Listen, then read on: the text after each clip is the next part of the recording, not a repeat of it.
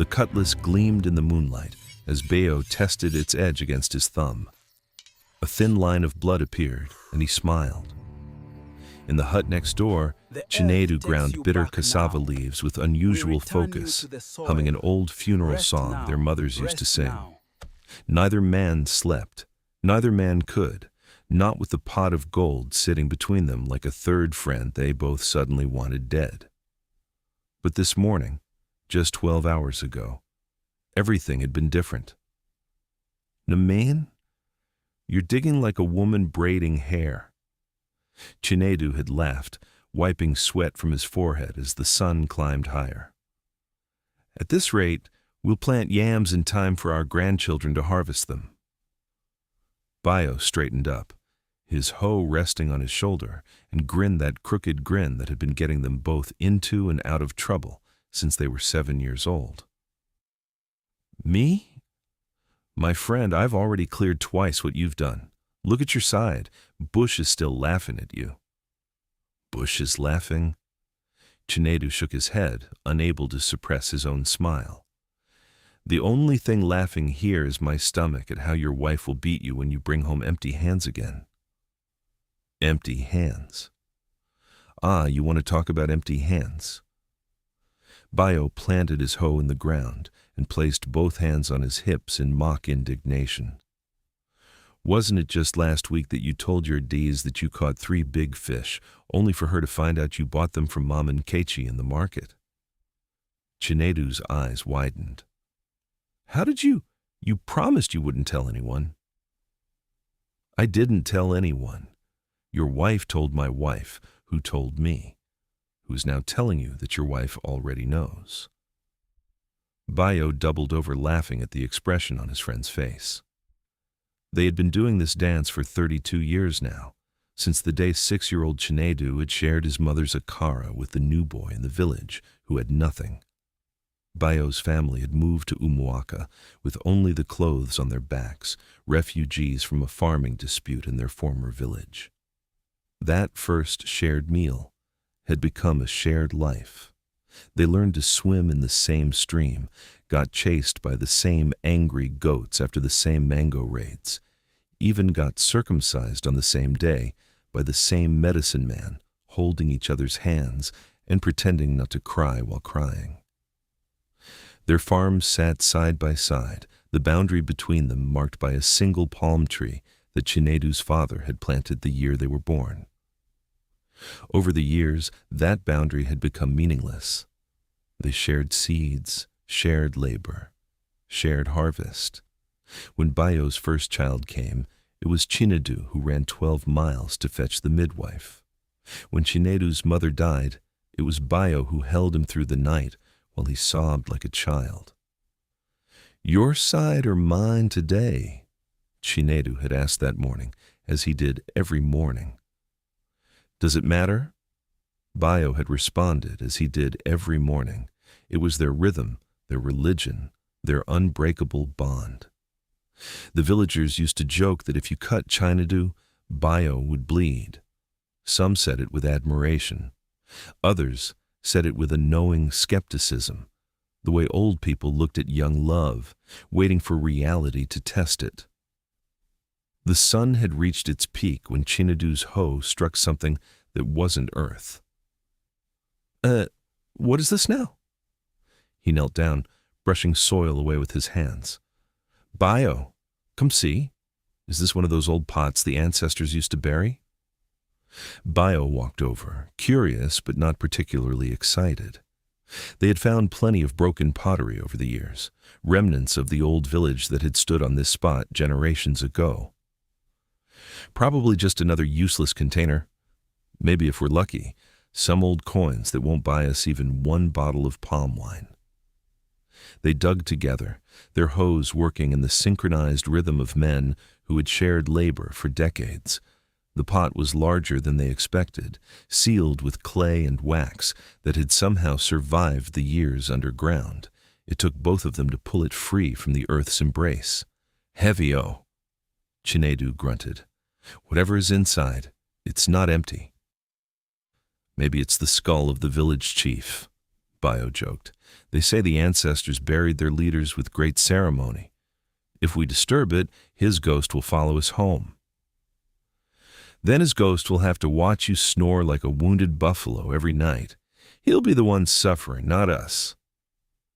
Chinedu ran his fingers along the sealed edge. Should we open it? Are you asking me if we should open a mysterious pot that we just dug up from our own farm? Bayo raised an eyebrow. No, let's bury it back and pretend we never saw it. Maybe also pretend we don't have sense. They broke the seal together, their hands working in unison as they always did. The wax crumbled, the clay cap came loose, and then they saw it. Gold. Not a few pieces, not a modest handful.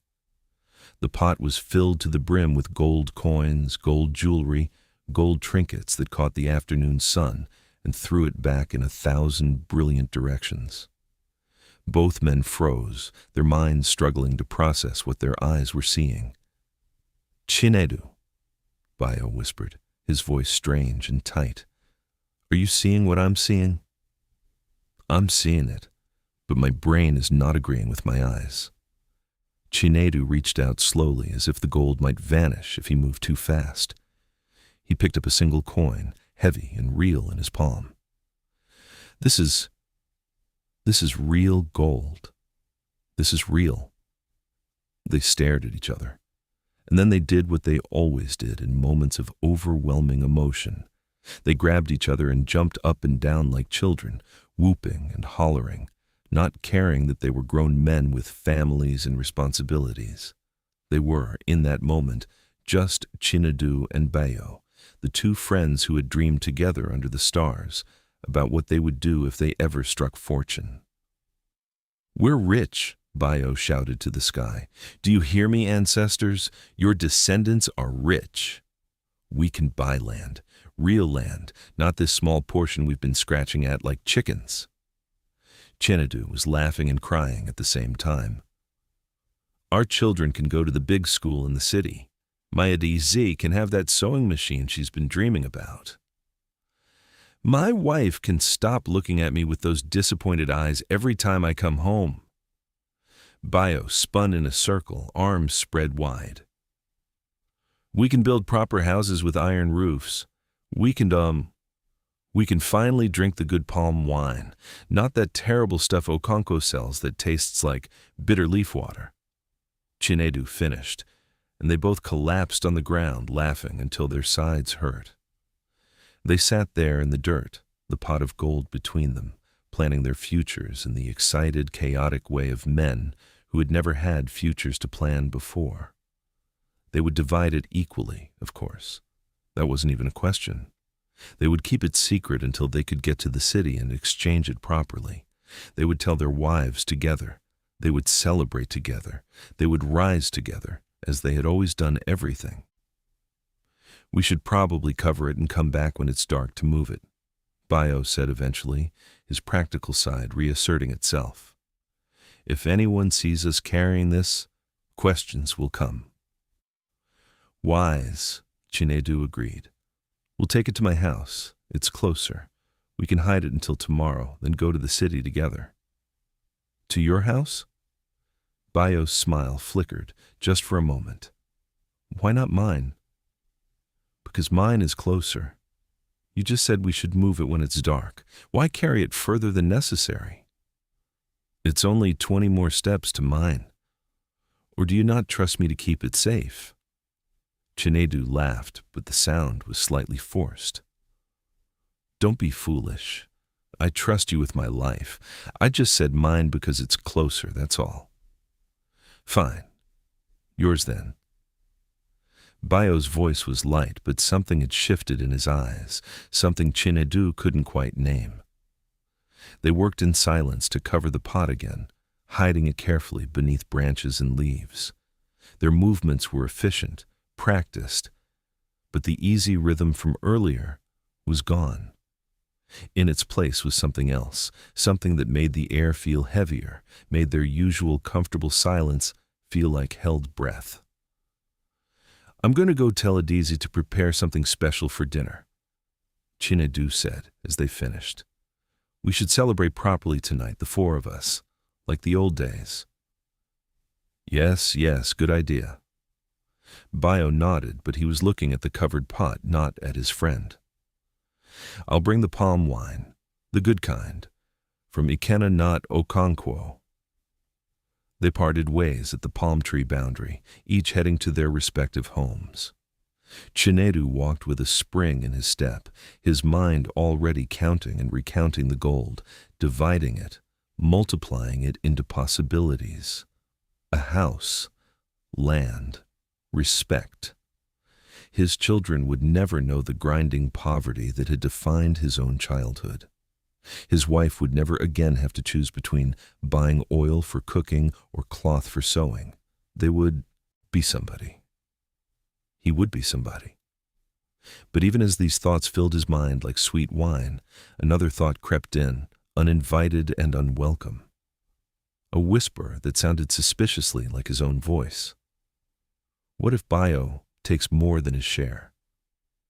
He stopped walking, shocked at his own mind. Where'd that come from? This was Bayo, his brother in everything but blood. The man who had carried him home when he broke his leg falling from a mango tree. The man who had given his own children's food to Chinedu's family when the drought came. Bayo would never cheat him. Never. But that pot was filled with more gold than both of them had ever seen. More gold than most people in their village would see in 10 lifetimes. That kind of wealth. It changed things, didn't it? Changed people. Chinedu shook his head violently, trying to dislodge the thought. Foolishness, he muttered to himself. This is Bayo. My Bayo. Nothing will change that.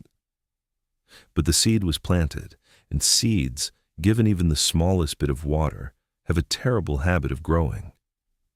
In his own compound, Bayo was experiencing a similar invasion of thoughts. He poured water over his head from the clay pot by his door, washing away the sweat and dirt of the day's work. But he couldn't wash away the questions multiplying in his mind. Why had Chinedu been so insistent about keeping the gold at his house? The excuse about distance was flimsy. Anyone could see that. Was he planning something?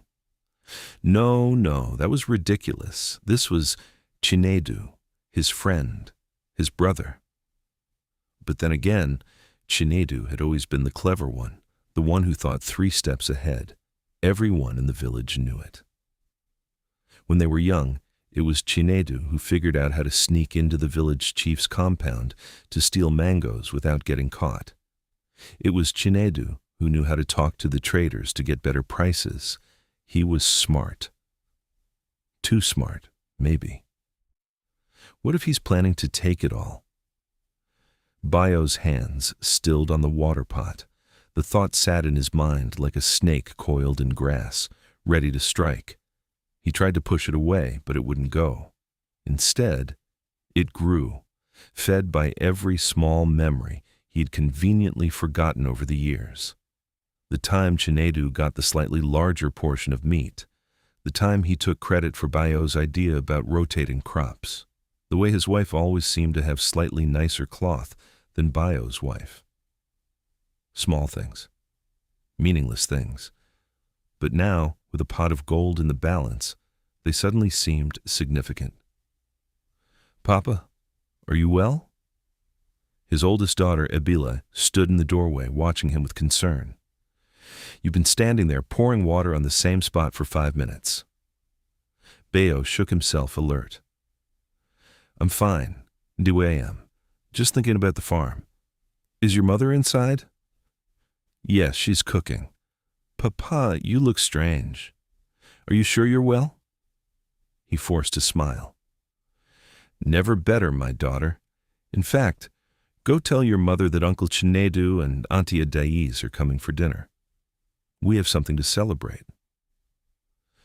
As Abele ran off, Bayo stood alone in his compound, staring at nothing. The sun was beginning its descent toward the horizon, painting the sky in shades of orange and red. Beautiful, but all he could think about was the gold. and Chinedu, and the terrible possibility that his oldest friend might betray him. No, he decided. He wouldn't give Chinedu the chance. He would protect what was his, what was rightfully half his. He would be smart about it, careful. He would watch Chinedu tonight at dinner, watch for signs of treachery. And if he saw them, well, a man had to protect his family's future. Bayo had lived in poverty long enough. If it came down to choosing between his brother friend and his children's futures, was there really a choice?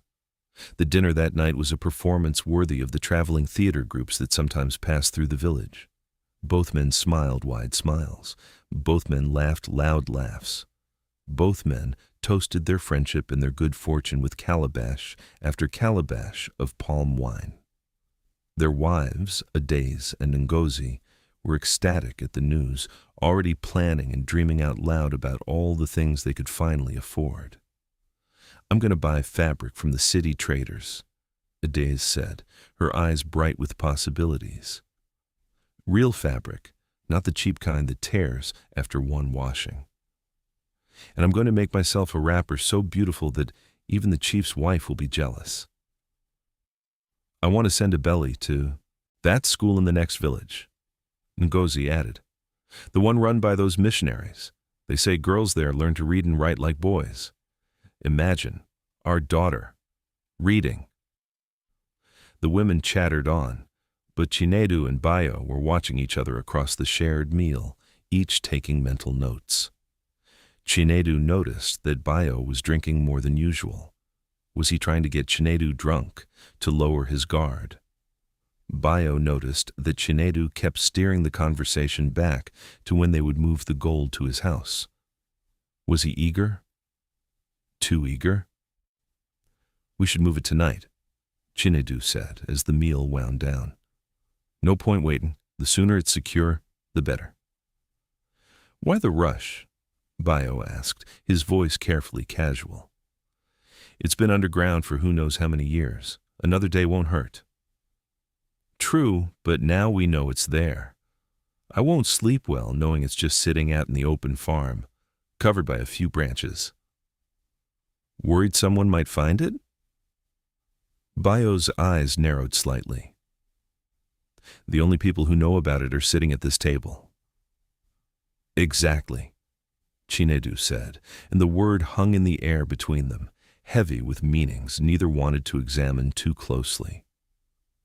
They moved the gold that night, just the two of them, carrying the heavy pot through darkness to Chinedu's house. They didn't speak much during the short journey. The easy banter from earlier was gone, replaced by grunts of effort and the sound of their sandals on the dirt path. "Should we count it?" Bayo asked when they had the pot safely hidden in Chinedu's storage room. "Just so we both know exactly how much is there." "You think I'm going to steal from you?" Chinedu's voice was sharp. "I didn't say that. I just think we should know what we have. Is that unreasonable?" "Fine. We'll count it tomorrow in daylight. We're both tired now. We might make mistakes." Bayo wanted to argue, but he was tired and slightly drunk and increasingly paranoid. "Tomorrow then. First thing."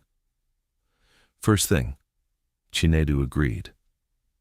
They parted at Chinedu's door with a kind of forced cheerfulness that comes from trying to pretend everything is normal when everything has changed. Bayo walked home slowly, his mind racing. The gold was in Chinedu's house now, under Chinedu's control. What if Chinedu took it and ran during the night? What if he claimed thieves had stolen it? What if? By the time Bayo reached his own compound, the suspicion had bloomed into full certainty. Chinedu was going to betray him. Maybe not tonight, maybe not tomorrow, but eventually.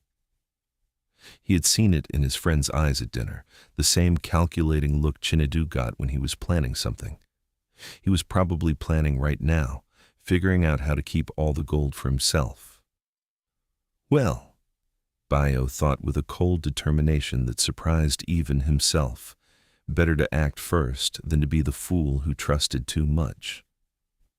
In his house, Chinedu was having similar thoughts. He sat on his sleeping mat, unable to even consider sleep, staring at the wall that separated him from his storage room, from the gold, from his future. Bayo had been acting strange all evening. The questions about counting the gold, the reluctance to bring it here, the way he kept looking at the storage room door. What was he planning? They had been friends for 3 decades, true, but Bayo had always been the impulsive one, the one who acted on emotion rather than thought. What if his emotion right now was greed? What if he came back tonight to steal the gold? Or worse, what if he harmed Chinedu to get it? The thought sent a chill through him. Violence. It seemed impossible, but then, again, so did betrayal. And here he was, contemplating it himself. If he could think these thoughts about Bayo, surely Bayo could think them about him. A daze lay beside him, already asleep, dreaming probably of her new fabric and her new life. Chinedu looked at her peaceful face and thought about their children sleeping in the next room. He had a responsibility to them, didn't he? To protect their future. If it came down to choosing between Bayo and his own family's security, what kind of man would choose the friend? The moon rose higher. In 2 separate compounds, 2 men who loved each other like brothers arrived at the same terrible conclusion. Trust was a luxury they could no longer afford. Chinedu moved first. He waited until he was certain Adaeze was deep in sleep, then crept out to his small garden where cassava grew. He had learned from his late mother which leaves were bitter, which roots were safe, which plants could heal and which could kill. It was knowledge every farmer had, passed down through generations, knowledge he had never imagined using for anything but protecting crops from pests. He worked by moonlight, grinding the poisonous cassava leaves with practiced hands, mixing them with palm oil to hide the bitter taste. His hands trembled slightly as he worked, his mind trying to reconcile what he was doing with who he thought he was. This was Bayo he was planning to poison, Bayo who had taught his son how to fish, Bayo who had made him laugh 10,000 times, Bayo who had been the closest thing to a brother he had ever known. But Bayo, who was probably planning the same thing right now. Who else had more reason to betray him? Who else knew where the gold was? Who else stood to gain everything by his death? It was self-defense, really. Preemptive self-defense. That's what Chinedu told himself as he prepared the poison and poured it into a calabash of palm wine. He would invite Bayo over tomorrow to count the gold, offer him a drink to celebrate, and then it would be over. Quick and relatively painless. And his family would be secure. He tried not to think about what he would tell Adaeze, tell the village, tell himself for the rest of his life. 50 steps away, Bayo was sharpening a cutlass, his favorite one, the one with the carved handle that Chinedu had given him 5 dry seasons ago. The irony wasn't lost on him. He tested the blade against his thumb, watching a thin line of blood appear. Sharp enough. He had thought about poison briefly, but dismissed it. He wasn't clever like Chinedu. He would mess it up somehow, use the wrong plant, get the mixture wrong. And besides, poison felt like something a coward would use. If he was going to do this terrible thing, this unthinkable thing, he would at least do it facing his friend. Looking into his eyes. Making it quick. Tomorrow, when he went to Chinedu's house to count the gold, he would take the cutlass hidden under his wrapper. One quick strike. Chinedu wouldn't suffer. And then Bayo would claim that thieves had attacked, killed his friend, and stolen the gold. The village would believe him. They knew how much he loved Chinedu. No one would suspect.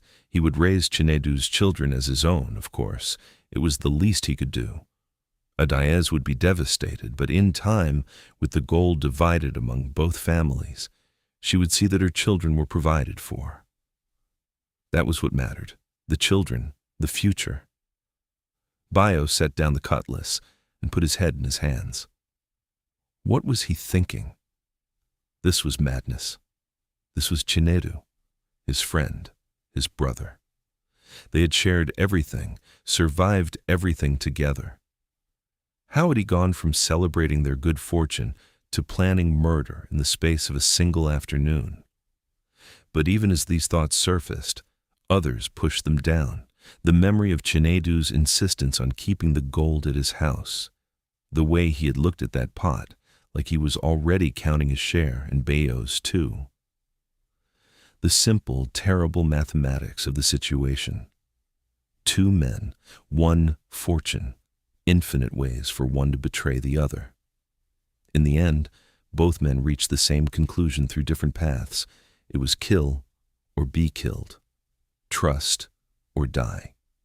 And trust, which had seemed so solid just yesterday, now felt like the most dangerous gamble either of them could take.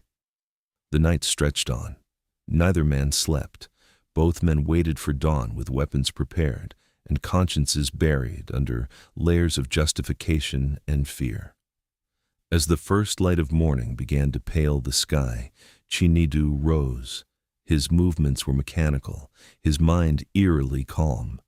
He had crossed some internal threshold during the night, moved past doubt into a cold certainty. He prepared breakfast for his family, kissed his children, told Adayez he was going to the farm early. He took the calabash of poisoned palm wine with him. "You're taking palm wine to the farm?" Adayez asked, suspicious in the way of wives who know their husbands too well. "Bayo is meeting me there. We're going to count the gold and celebrate properly.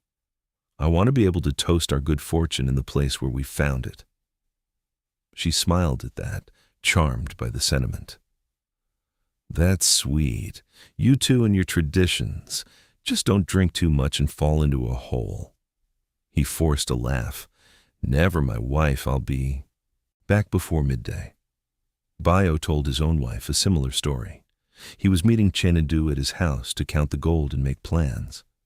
He dressed carefully, making sure the cutlass was well hidden beneath his wrapper, positioned so he could draw it quickly when the moment came.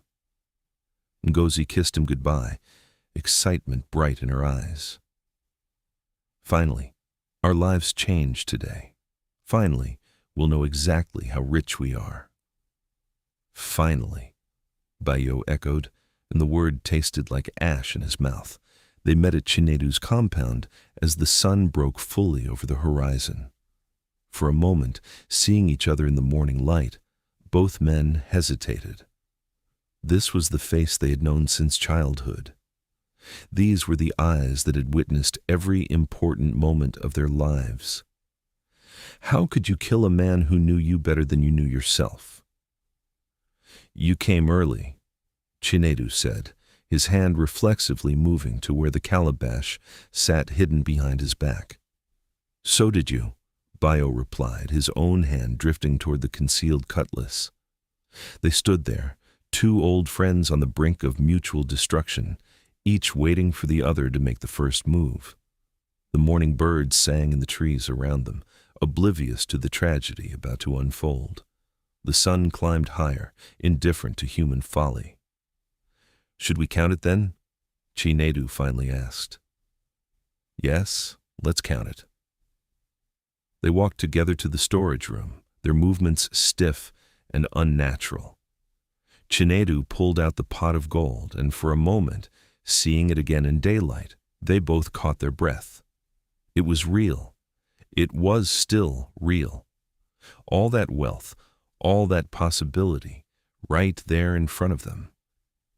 "We should celebrate first," Chinedu said, his voice sounding strange to his own ears. "I brought palm wine, the good kind." Bayo's eyes flicked to the calabash in Chinedu's hand, then back to his friend's face. Was this it? Was the poison already in the wine? palm wine. This early? Why not? How many times in life do men like us get to celebrate something like this? Chinedu poured the wine into 2 cups with hands that almost didn't shake. Bayo watched him pour, watched the liquid fall from calabash to cup, watched Chinedu's face for any sign, any tell. Which cup is mine? Does it matter? Here. You choose. Chinedu held out both cups. This was the test. Bayo knew it.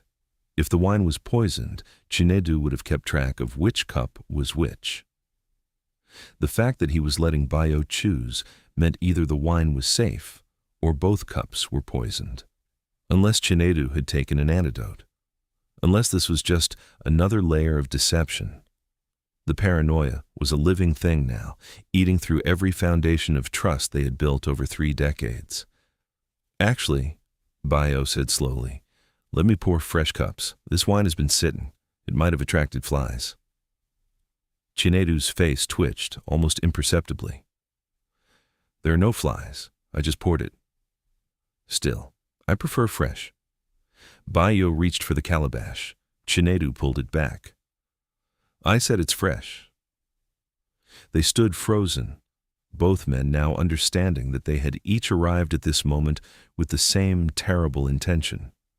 The silence stretched between them like a chasm. You were going to poison me, Bayo said finally, his voice flat. And you?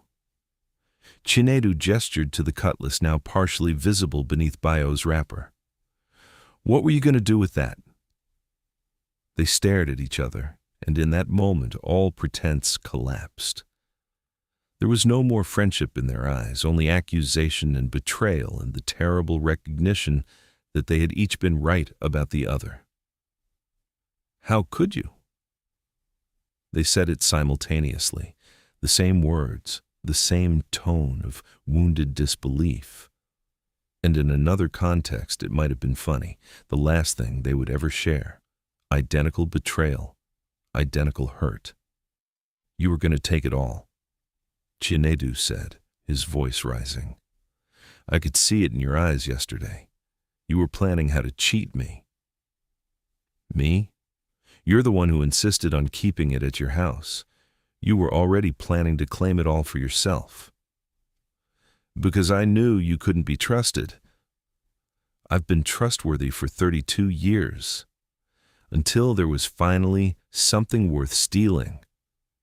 The words flew between them like weapons, each one landing with the force of decades of suppressed slights and imagined grievances. Every small moment of friction in their long friendship, every tiny inequality that had seemed insignificant before, now became evidence of a betrayal that had always been coming. They argued as the sun rose higher, their voices growing louder and more desperate. Adaeze heard them from her compound and came running. Ngozi heard and came too. Soon half the village had gathered, drawn by the commotion of the 2 friends who never fought, who were known for their perfect unity, who shared everything. What is happening? Adaeze cried, trying to position herself between her husband and Bayo. What are you fighting about? Ask him. Chinedu pointed at Bayo with a shaking finger. Ask him what he was planning to do with that cutlass. Ask him about the poison, Bayo shouted back. Ask him what's in that calabash. The crowd gasped. The village elders pushed forward, demanding explanations. The full story came tumbling out in angry bursts and bitter accusations. The gold, the plan to share it, the mutual suspicion, the parallel plots to murder. Old man Okafor, the village eldest, stared at them with a mixture of disappointment and weary recognition. He'd seen this story before, in other forms, in other lives. Show us this gold then, he said quietly. This fortune worth more than a lifelong friendship. Chinedu, deflated now by the public exposure of his crime that wasn't yet, gestured to the storage room. The elders went in and emerged with the pot. They poured it out in the compound's central courtyard, and the gathered villagers gasped as the gold caught the sunlight. "It's real," someone whispered. "It's a fortune," said another. The elders examined the coins carefully. Old man Okafor picked up a piece, studied it, and began to laugh. It was not a happy sound. "What?" Chinedu demanded. "What is funny?" "These coins," Okafor said, still laughing that bitter laugh. "I've seen them before. My grandfather told me stories. These are from the Great War between the Igbos and the Hausas, from the time when our village was caught in the middle. A wealthy trader trying to flee with his fortune was killed on this land. His gold was buried with him, they said, but no one could ever find it. Do you know what else my grandfather told me?" Both men were silent, dread beginning to creep into their anger. "He told me that gold carries a curse, that the trader placed a curse on it with his dying breath, swearing that anyone who found it would know the same betrayal that killed him. I always thought it was just a story to scare children away from digging in places they shouldn't." Okafor looked at Chinedu and Bayo with something like pity. "But curses don't have to be magic to be real. Gold itself is curse enough, it seems. It shows us who we truly are." "That's superstitious nonsense," Bayo said, but his voice was weak. "Is it?" Okafor gestured to the poisoned wine, to the sharpened cutlass, to the two friends who 12 hours ago would have died for each other and were now willing to kill each other. "What else but a curse could turn brothers into murderers overnight?" Chinedu looked at Bayo. Bayo looked at Chinedu. The anger was draining out of both of them now, replaced by a horrible understanding of what they had almost done. What they had lost in the process of protecting what they thought they would gain. "We could still split it," Chinedu said weakly. "Half and half, like we planned. We could forget this happened." But they both knew that was impossible. You can't unknow what you now know. You can't unsee what you've seen. They had each looked into the other's eyes and seen murder there. They had each proven that their friendship had a price, and worse, that the price was not even particularly high. 1 pot of gold, that's all it took to erase 3 decades of brotherhood. "No," Bayo said softly. "We can't." Old man Okafor nodded. "The gold must be dealt with according to our laws and customs. Since it was found on land that belongs to both of you, you both have claim. But since you both sought to murder each other over it, you both have stained your hands with attempted evil. The question before the elders is this: what do we do with cursed gold and cursed men?" The debate lasted all day. The village elders consulted, argued, consulted again. Chinedu and Bayo stood separately in the crowd, no longer able to look at each other. Their wives wept. Their children, old enough to understand that something terrible had happened, but not exactly what, clung to their mother's wrappers. As the sun began to set, painting the sky the same orange and red it had the day before, old man Okafor announced the decision. "The gold will be buried again, here in this compound. Chinedu and Bayo will dig the hole together. As they dug together to find it, they will bury it together, and they will both be marked as men who allowed greed to poison their hearts. They will be separated. Chinedu's family will remain here. Bayo's family will move to the eastern quarter of the village. They are forbidden from speaking to each other, from working together, from sharing anything, for a period of 10 years. Maybe in that time, apart, they will remember what they had together. Or maybe they will forget. Either way, the gold stays buried, a reminder to this village of what greed costs. It was a harsh punishment, but fair. Neither man protested. How could they? They had each been caught with murder in their hearts. They dug the hole in silence as the village watched. It was deep, deeper than necessary, as if they were trying to bury not just the gold, but the entire terrible day. When it was deep enough, they lowered the pot in together, their hands touching on the handles one last time. As they covered it with earth, Chinedu spoke for the first time in hours. "I'm sorry." "I'm sorry, too," Bayo replied. But sorry was just a word, and words couldn't rebuild what had been destroyed. They finished burying the gold and stood on opposite sides of the filled hole, looking like mourners at a funeral. In a way, they were. This was the death of their friendship, and the gold was its grave. Bayo's family packed that evening. His wife moved through their compound with tears streaming down her face, gathering their possessions. The children were confused and frightened. Ebele, the oldest, kept asking why they had to leave, why Uncle Chinedu was angry, why everything was wrong. Bayo had no answers that would make sense to a child. He barely had answers that made sense to himself. How do you explain to a daughter that her father had been willing to murder his best friend over money? How do you explain that the man she called uncle had been planning the same thing? How do you explain that sometimes trust is an illusion that shatters the moment it's tested? As the sun rose on the second day, Bayo's family left their home, walking through the village to the eastern quarter while people watched and whispered. Chinedu stood in his doorway and watched them go. Their eyes met once across the distance, and in that moment, both men felt the full weight of what they had lost. A pot of gold sat buried in Chinedu's compound, useless and untouchable. It might as well have been buried on the moon for all the good it would do either of them now. They were both still poor, still struggling. But now they were alone too. The only wealth they had ever really had, they had thrown away. Days became weeks. Weeks became months. Chinedu and Bayo moved through the village like ghosts, carefully avoiding each other, forbidden from even the comfort of a greeting. When they passed in the market, they looked away. When their children played together, as children do regardless of adult foolishness, they were called back sharply. Adaz tried once to visit Ngozi, missing her friend as much as Chinedu missed Bayo. But the elders forbade it. The punishment was for the whole family, they said. Otherwise, the men would never learn.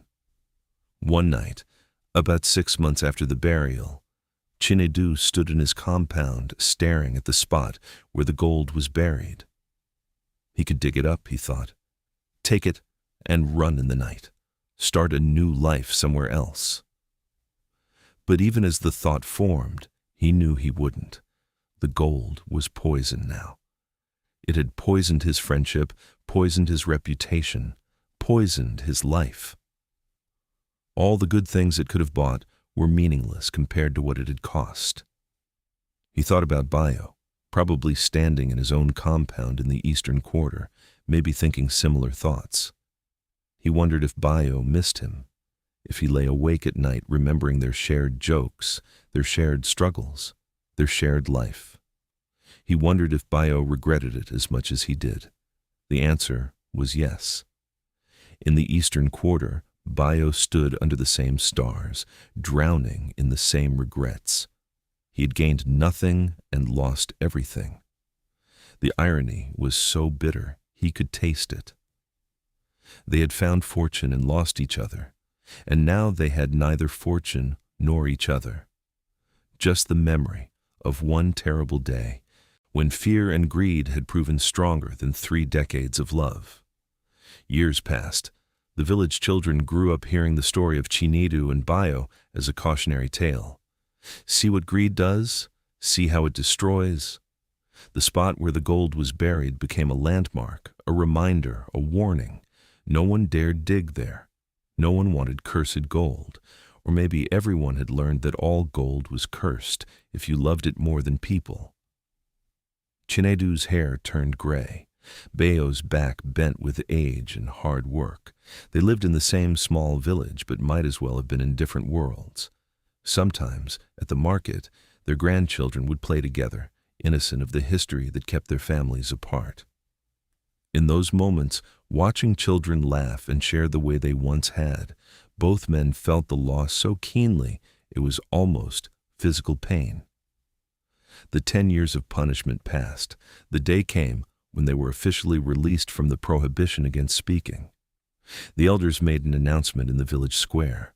Chinedu and Bayo could reconcile now if they wished. They could return to friendship, could excavate their brotherhood from the grave, where they had buried it along with the gold. But they didn't. Too much time had passed. Too much hurt had calcified into habit. They had learned to live without each other, and that learning had become its own kind of prison.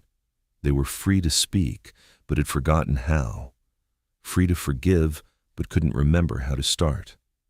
They died within months of each other, as old men do who have been connected all their lives, even when separated. Chinedu went first, a quiet death in his sleep. When Bayo heard the news, he wept for the first time in years. He wept for his friend, for himself, for the friendship they had murdered over gold they never spent. Bayo followed soon after, his body simply giving up, as if it knew there was no point in continuing without the other half of a lifelong pair. They were buried on opposite sides of the village cemetery, their families still divided by pride and old pain. The gold remained buried in Chinedu's old compound, which had passed to his sons, who built their house carefully around the cursed spot, refusing to touch it. Over the generations, the exact location was forgotten. The compound changed hands. The village grew and modernized. New houses rose and old ones fell. The story of Chinedu and Bayo became legend, then myth, then a vague tale grandmothers told to teach lessons about greed and friendship. But somewhere under that earth, a pot of gold still sits, untouched and untouchable. Not because of any magic curse, but because of the very real curse it had already fulfilled. It had shown two friends who they truly were when tested, and neither of them had liked the answer. The tragedy was not that they died. Everyone dies.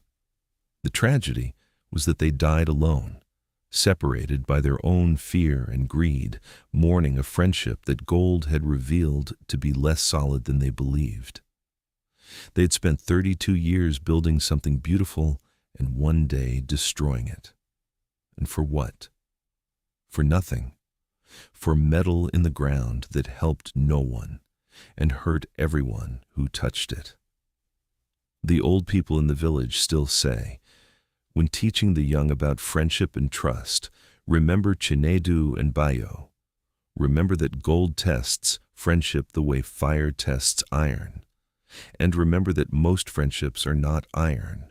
Most friendships are not iron. If you found this story moving, leave a comment below about a friendship you treasure and why.